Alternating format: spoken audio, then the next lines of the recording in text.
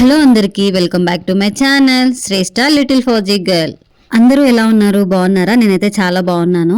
చూడండి అసలు మంచు ఎలాగ పడుతుందో. చూడగానే ఉదయం 6 లేదా 7 అయిందని అనుకుంటున్నారు కదా, అస్సలు కాదు. ఇప్పుడు వచ్చేసి టైము 5 minutes to 11 అవుతుంది. మేము వచ్చేసి నార్త్ లో ఉంటాము. ఇక్కడైతే చలి చాలా ఎక్కువగా ఉంటుందండి. చిన్నపిల్లలకైతే వింటర్ హాలిడేస్ కూడా ఇచ్చేశారు. నేనైతే ఫస్ట్ టైం అనమాట ఇలా వ్లాగ్ చేయడం. ఎంత ఎక్సైటెడ్ గా ఉన్నానో అంతే నర్వస్ గా కూడా ఉన్నాను. ఈ వింటర్లో నా డైలీ మార్నింగ్ రొటీన్ ఎలా ఉంటుందో ఈ వీడియోలో చూపించబోతున్నాను. మా హస్బెండ్ డ్యూటీకి వెళ్ళాక నేనేం పనులు చేసుకుంటాను ఏంటి అనేసి మీరైతే ఈ వీడియోలో చూడొచ్చు. ఇంట్లో చిన్నపిల్లలు ఉంటే తెలిసిందే కదా, ఇంటి నిండా వాళ్ళ బొమ్మలే ఉంటాయి.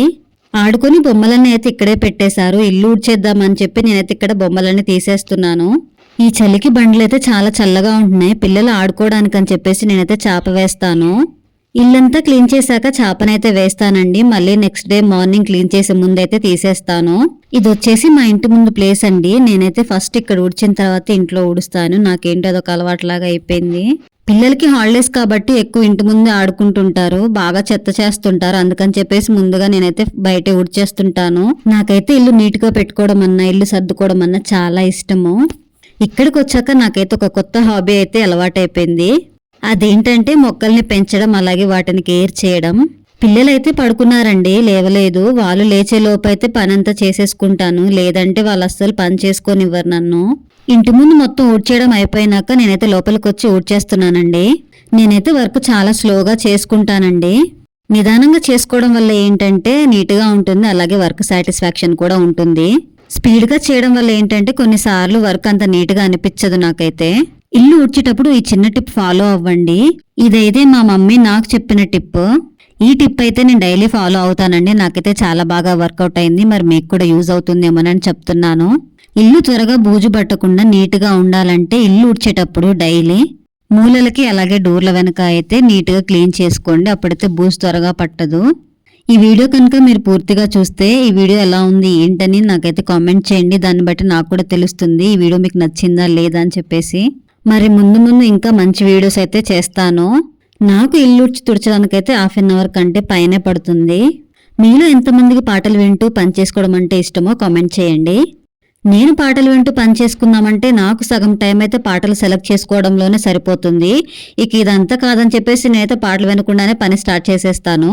ఎప్పుడైనా నా మూడ్ బాగాలేనప్పుడు లేదా పని చేసుకోవడానికి ఇంట్రెస్ట్ రానప్పుడైతే ఖచ్చితంగా సాంగ్స్ అయితే పెట్టుకుంటాను. నేను ఇల్లు తుడిచేలోపైతే మా పిల్లలు లేచేశారు. ఇక వాళ్ళనైతే బ్రష్ చేయమని పంపించేసి నేనైతే ఇక్కడ బెడ్ క్లీన్ చేసేస్తున్నాను. టీవీ అయితే బెడ్రూమ్ లోనే ఫిక్స్ చేశాము. ఎక్కువసేపు అయితే బెడ్రూమ్ లోనే టైం స్పెండ్ చేస్తుంటాము. అందుకని చెప్పేసి ఈ బెడ్రూమ్ అయితే నాకు నచ్చినట్టుగా పింక్ కలర్ థీమ్ లో అయితే డెకరేట్ చేసుకున్నాను. ఇది వచ్చేసి మా బ్లాంకెట్ అన్నమాట. ఈ వింటర్ లో ఇలాంటి బ్లాంకెట్స్ కప్పుకుంటే గానీ చలి ఆగట్లేదు. క్లీన్ చేసుకున్నాక బెడ్ అయితే ఇలా ఉందండి. పిల్లలు బ్రష్ చేసి రాగానే పాలలో చాకోస్ వేసి అయితే ఇచ్చేశాను.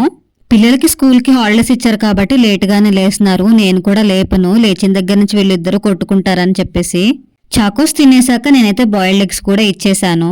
మా పిల్లలకైతే ఇదే అనమాట బ్రేక్ఫాస్ట్. తినడం కంప్లీట్ చేశాక ఆడుకోమని కొన్ని టాయ్స్ అయితే ఇచ్చేశాను. వీళ్ళైతే ఆడుకోవడం కన్నా కొట్టుకోవడమే ఎక్కువ చేస్తారు. నా సగం రోజంతా వీళ్ళ కొట్లాట తీర్చడంలోనే సరిపోతుంది. నాకే కాదు, పిల్లలున్న ప్రతి ఇంట్లో ఇలానే జరుగుతుందిలేండి. ఇలాంటి పజిల్ గేమ్స్ ఉంటే పిల్లలైతే ఎక్కువసేపు ఆడుకుంటారు. ఎంత బుద్ధిగా ఆడుకుంటున్నారు అని చెప్పేసి నేనైతే వీడియో తీసుకున్నాను. నాకైతే మా పిల్లల వీడియోస్ తీయడం అంటే చాలా ఇష్టం. వాళ్ళు చేసే క్యూట్ పనులన్నీ నేనైతే తప్పకుండా వీడియో తీస్తాను. ఈ వింటర్లో నాకు కష్టమైన పని ఏదైనా ఉందంటే అది అంట్లు కడగడం మాత్రమే. వాటర్ ఏమో డీ ఫ్రిడ్జ్ లో పెట్టినట్లుగా చల్లగా వస్తుంటాయి. కంట్లు అన్నీ అయిపోయేలోపు నా చేతులైతే గడ్డ కట్టినట్లు అవుతున్నాయి. ఈ చలికి లేవడమే కష్టంగా ఉందంటే అంట్లు కడగడం ఇంకా కష్టంగా ఉంది నాకైతే. కిచెన్లో ఎంత చేసినా అయిపోయిన పని ఏదన్నా ఉందంటే అది అంట్లు తోవడం మాత్రమే. మరి మీరేమంటారు? పిల్లలకి స్కూల్ లేకుంటే ఎర్లీ మార్నింగే లేవాలి, వంట చేయాలి, వాళ్ళని రెడీ చేయాలని టెన్షనే ఉండదు.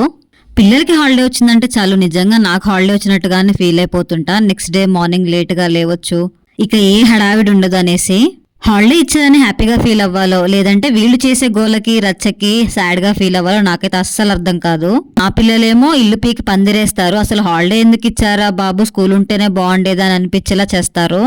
నాకు తెలిసి పిల్లలందరూ ఇలానే ఉంటారనుకుంటా.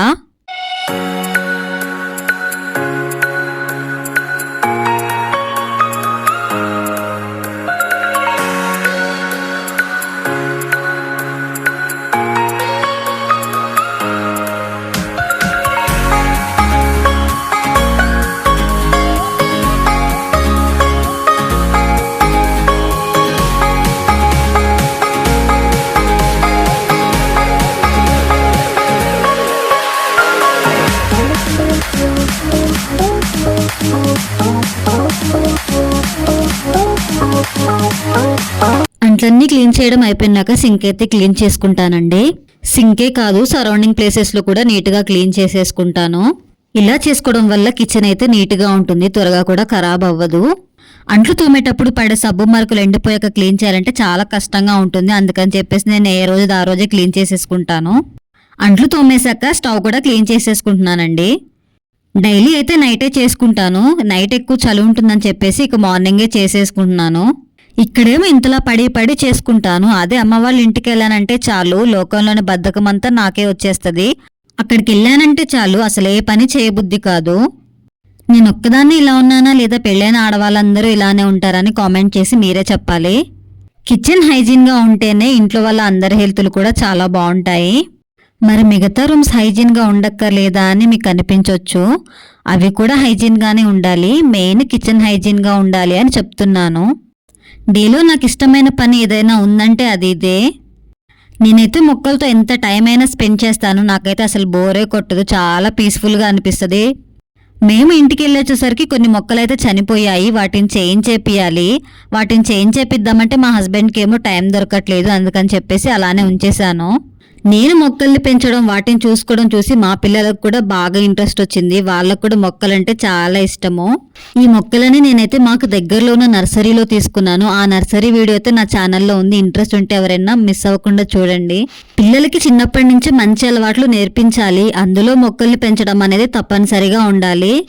మొక్కలకు నీళ్లు పోయడం అయిపోయినాక లోపలికి వచ్చేసి వంట స్టార్ట్ చేద్దామని చెప్పేసి నేనైతే కూరగాయలు కట్ చేస్తున్నాను. నేనైతే మునక్కాయ టమాటా చేస్తున్నాను. నాకు కూరగాయలని చాపింగ్ బోర్డ్ మీద చాప్ చేయడం అస్సలు రాదు, ఇలా హ్యాండ్తో కట్ చేయడమే వచ్చు.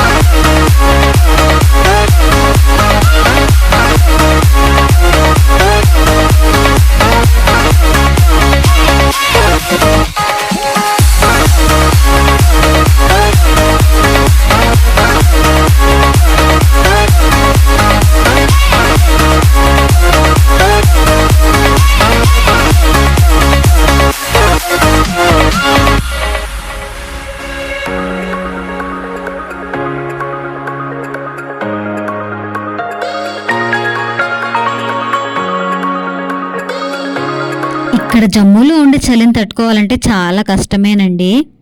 ఇక్కడైతే చలి 3 degrees 4 degrees అలా ఉంటుందండి. సౌత్ నుంచి వచ్చిన వాళ్ళు ఇక్కడ నార్త్లో చలికి తట్టుకోవాలంటే చాలా కష్టమే. మన సైడ్ అయితే వింటర్ 2 months ఉంటుంది, డిసెంబర్ జనవరి. ఇక్కడ మాత్రం వింటర్ 6 months ఉంటుంది. జమ్మూలో అయితే వింటర్ అక్టోబర్ నుంచి మార్చి వరకు అయితే ఉంటుంది. కొన్ని డేస్ అటు ఇటుగా, కానీ 6 months అయితే ఉంటుంది వింటర్ పక్కాగా. ఇక్కడ నుంచి మంచు కొండలు చాలా దగ్గరగా ఉంటాయండి, అందుకని చెప్పేసి చలి కూడా చాలా ఎక్కువగా ఉంటుంది ఇక్కడ. నేనైతే ఇక్కడ ఒక సైడ్ రైస్ అలాగే ఇంకొక సైడ్ కర్రీ అయితే పెట్టేశాను. వంట చేస్తూ ఖాళీగా ఉండడం ఎందుకని చెప్పేసి నేనైతే హాట్ వాటర్ కోసం కెటిల్లో అయితే వాటర్ పెట్టాను. తర్బస్ని అయితే హాట్ వాటర్తో ఫిల్ చేసేసాను.